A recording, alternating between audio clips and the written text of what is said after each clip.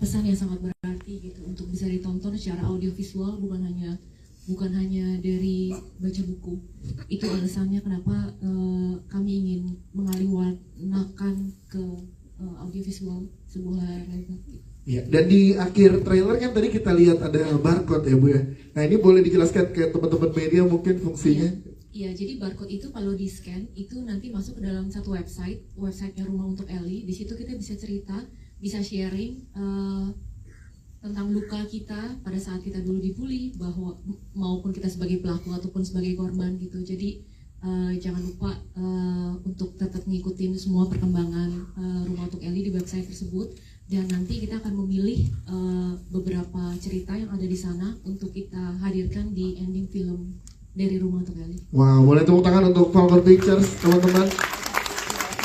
Sebelum ke yang lain, kita terakhir mungkin ke Bu Fredrika dulu. Kembali ada sutradara kita Mas Herwin Novianto. Bu Fredrika, boleh diceritakan Bu proses bersama dengan Mas Herwin untuk menjadi sutradara di sini, dan juga ensemble cast yang luar biasa ini, gimana prosesnya Bu Fredrika, boleh diceritakan?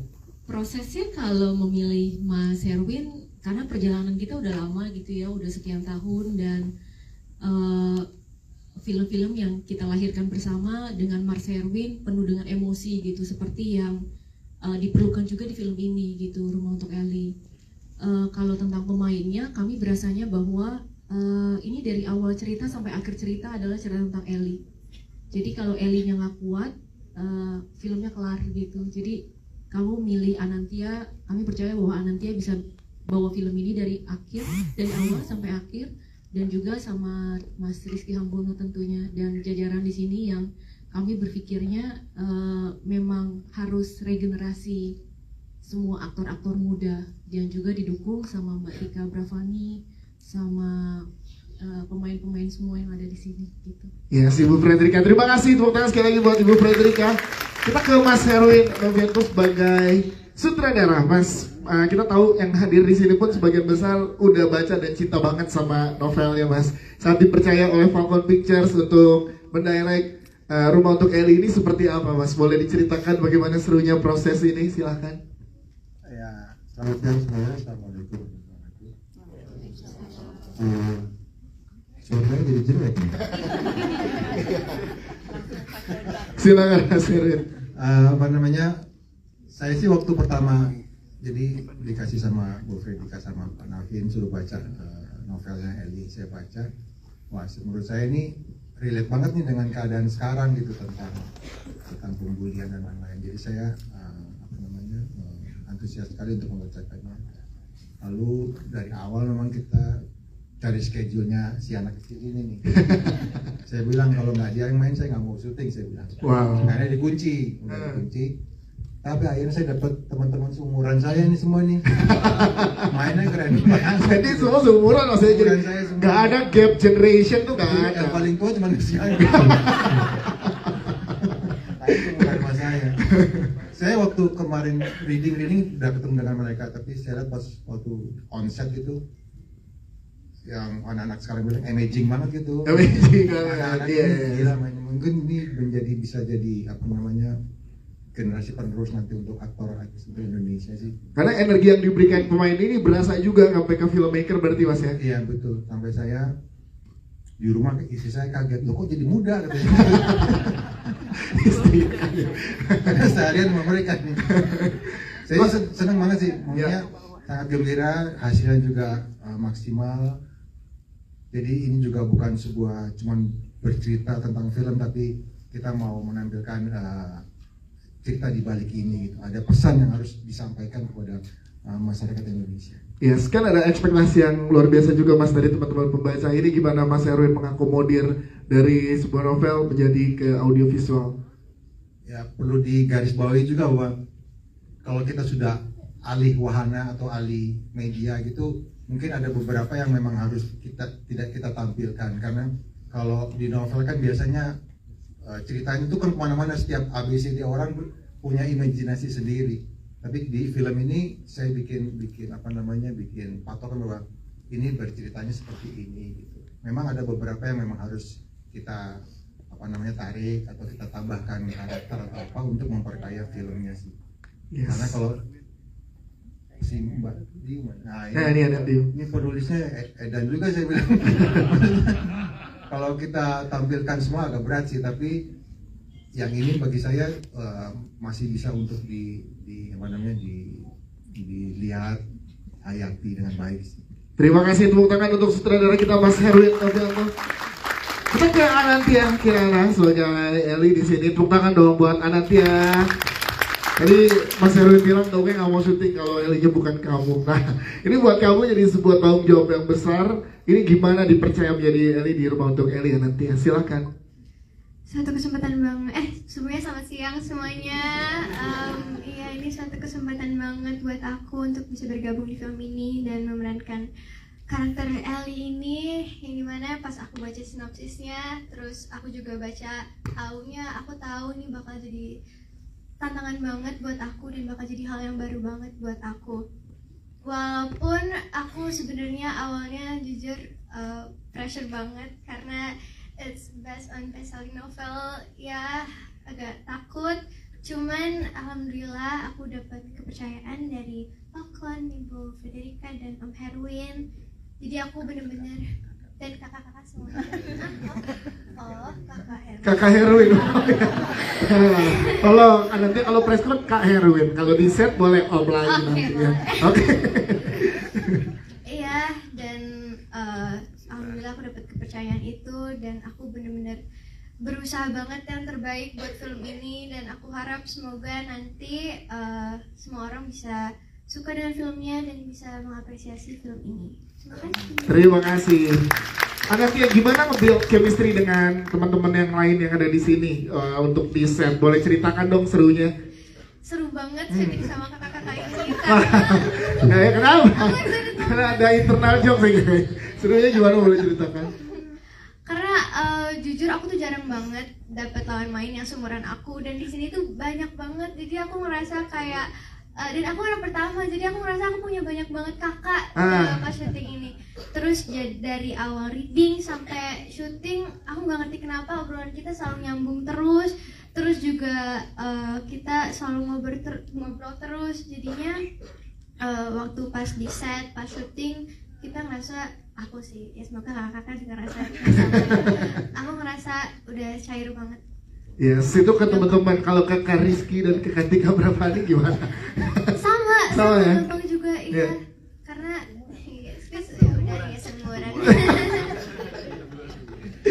Sobat, tepuk tangan dong untuk Anantia Kirana.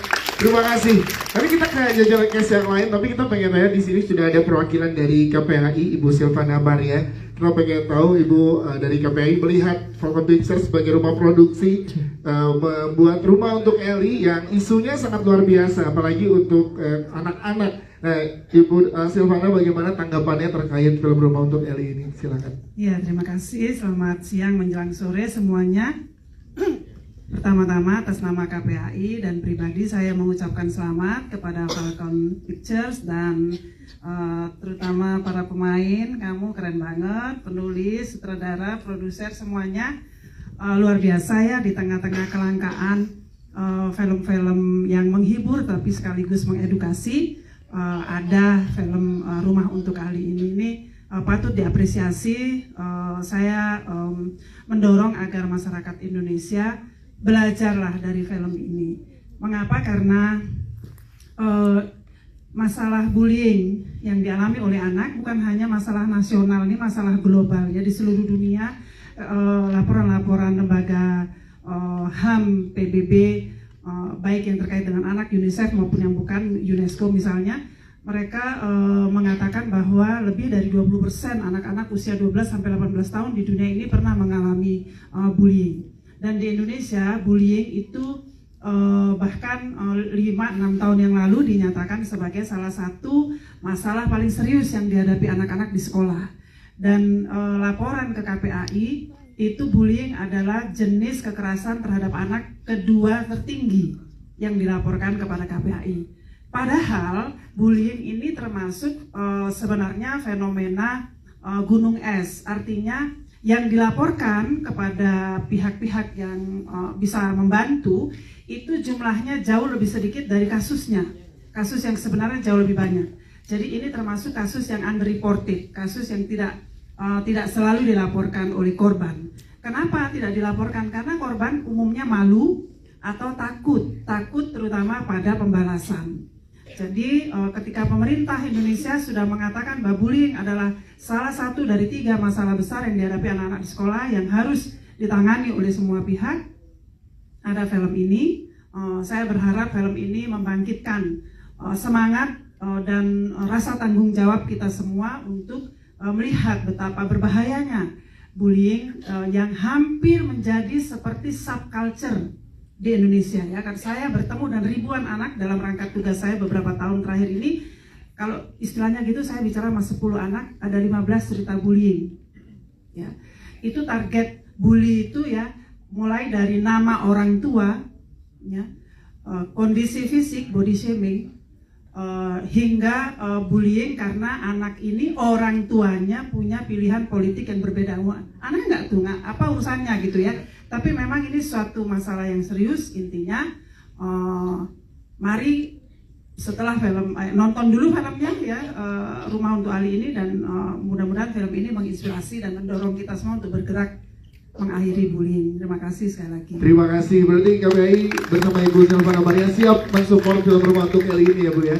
Dan tadi kan sudah di akhir juga diberikan ruang tuh saat kita scan barcode, bisa ruang untuk bercerita. Terima kasih Ibu Silvana Maria. Selanjutnya ada jajaran psikolog kita juga yang hadir di sini. Ada Ibu Siti Rahmawati MPSI dari Universitas Al Azhar Indonesia. Kita pengen tahu kan tadi cerita ini sangat on point banget di tengah teman-teman siswa-siswi sekarang di usia pelajar. Ada yang boleh diceritakan Bu terkait bullying ini, dan juga nanti setelah akan ada film Rumah Untuk Eli ini dampaknya, harapannya. Silakan. Oke, terima kasih. Assalamualaikum warahmatullahi wabarakatuh. Selamat siang teman-teman semua. Pertama saya juga menyampaikan selamat kepada Falcon Pictures dan seluruh pemain, penulis, tim, kru, semua atas launchingnya film Rumah Untuk Eli. Selamat, semoga film ini bisa viral gitu kalau kata anak sekarang ya, bisa viral, kemudian bisa memberi pesan yang mendalam dan pesan itu sampai kepada seluruh penonton gitu.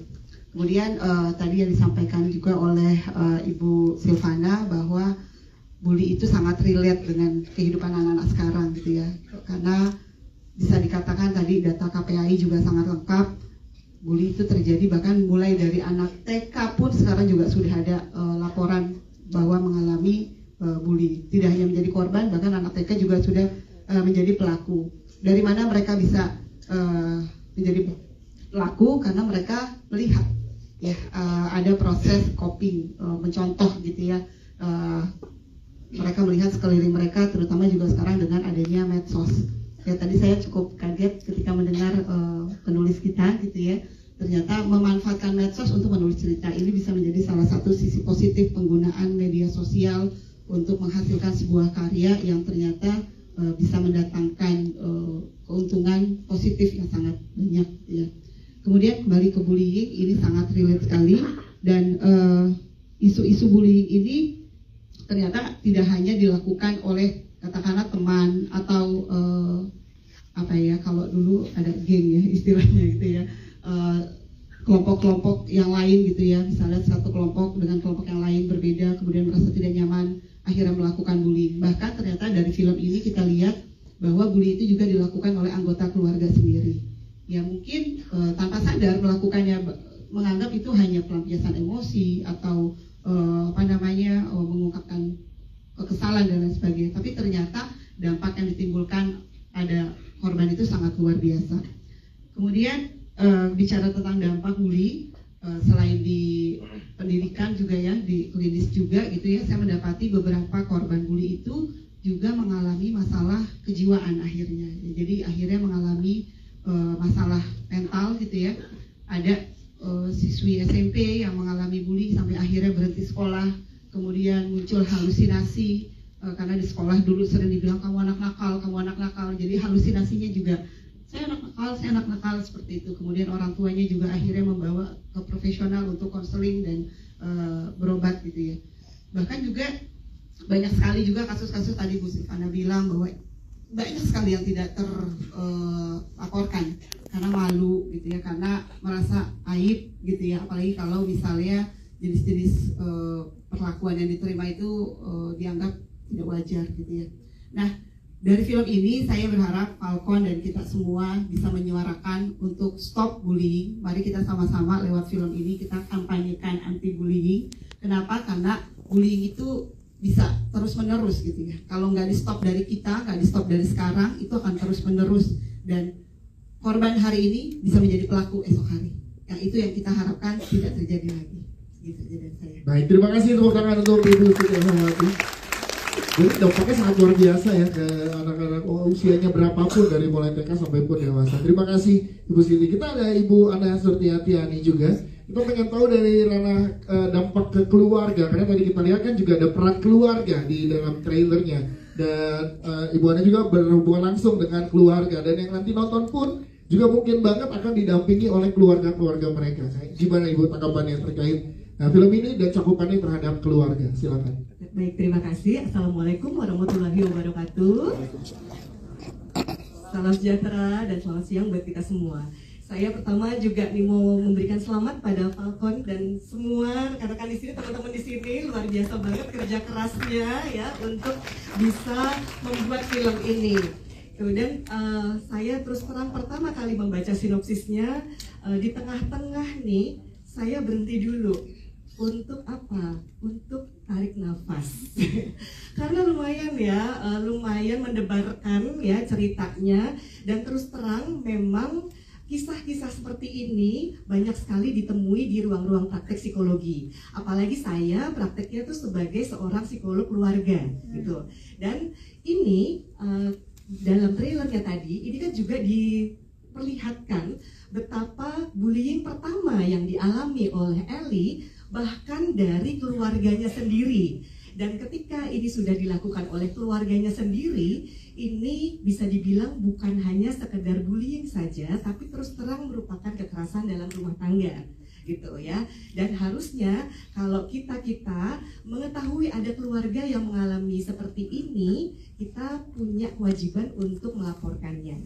Nah, ini ketika seseorang mengalami kekerasan dalam keluarganya, itu memang kadang-kadang sayangnya kemudian jadi punya dampak-dampak yang kurang positif gitu pada dirinya.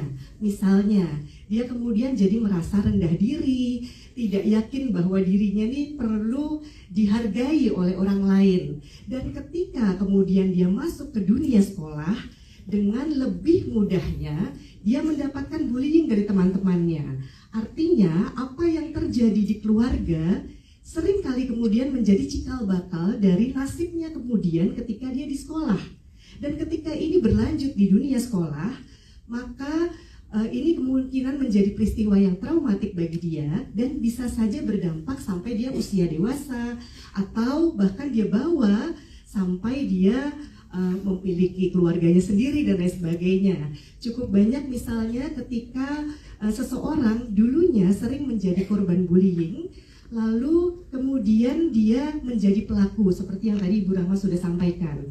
Tapi banyak juga yang nggak jadi pelaku sih, tapi kemudian dia melihat dirinya baik, dirinya buruk, dirinya buruk, kemudian dirinya ini tidak layak dihargai, dan kemudian lebih mudah untuk mengalami berbagai macam masalah kejiwaan gitu ya, seperti misalnya depresi atau ada peningkatan kecemasan dan lain sebagainya. Dan itu kita perlu banget untuk menyadari betapa luar biasanya dampak dari seperti ini. Dan untuk bisa sadar, ya kita harus tahu dulu itu emang ada. Dan terima kasih sekali ini sudah digambarkan dengan indahnya. Moga-moga ini justru menjadi awal dari kesadaran kita untuk kita bisa lebih menghentikan bullying, baik itu dilakukan di sekolah, apalagi di keluarga kita. Jadi stop bullying ya, jangan sampai kita merendahkan siapapun.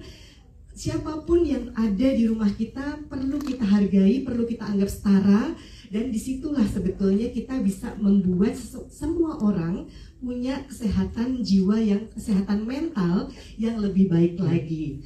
Demikian. Oh ya, nama panggilan saya Nina. Jadi Yes. daripada ribet-ribet. Iya, Bu Nina. Terima kasih, berikan tepuk tangan dong, Ibu Nina. Terima kasih.